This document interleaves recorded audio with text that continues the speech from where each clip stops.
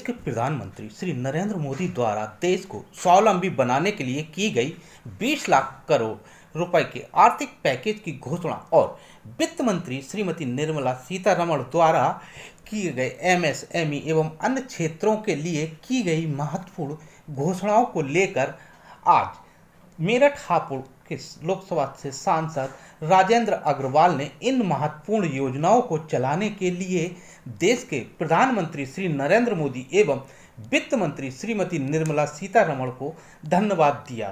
श्री अग्रवाल ने कहा कि समाज के सभी वर्गों के लिए चलाई गई इन महत्वपूर्ण योजनाओं के लिए देश के प्रधानमंत्री, यशस्वी प्रधानमंत्री व देश की वित्त मंत्री निर्मला सीतारमण जी बधाई की पात्र हैं। संकट को अवसर में बदलते हुए हमारे यशस्वी प्रधानमंत्री जी ने परसों 20 लाख करोड़ के पैकेज की घोषणा की है ताकि स्वावलंबी भारत का निर्माण हो सके।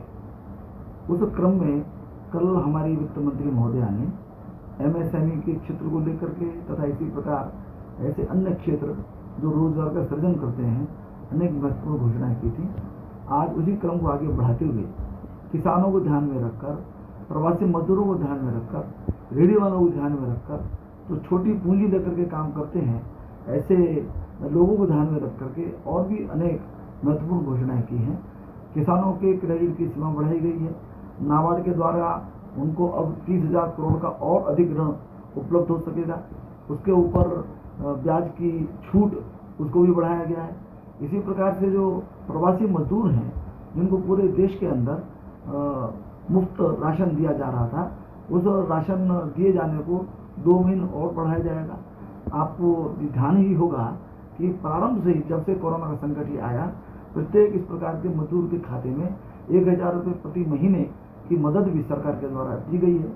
रेहड़ी वालों को 10,000 रुपये का एक ऋण देने की घोषणा की गई है। इसको 1 महीने के अंदर प्रारंभ कर दिया जाएगा और इससे लगभग 50 लाख ऐसे छोटे छोटे रेहड़ी वाले या ठेली वाले या जो पटरी पर जो अपना काम करते हैं उनको लाभ मिलेगा।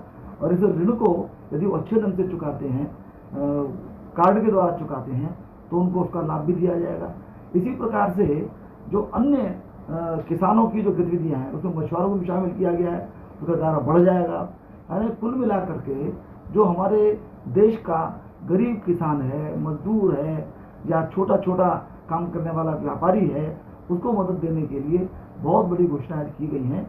निश्चित रूप से इससे जहां सामान्य जन को राहत मिलेगी, गरीब वर्ग को राहत मिलेगी, देश की अर्थव्यवस्था को भी एक नई गति प्राप्त होगी, उनको आत्मविश्वास मिलेगा और देश पुनः विकास के मार्ग पर बढ़ जाएगा।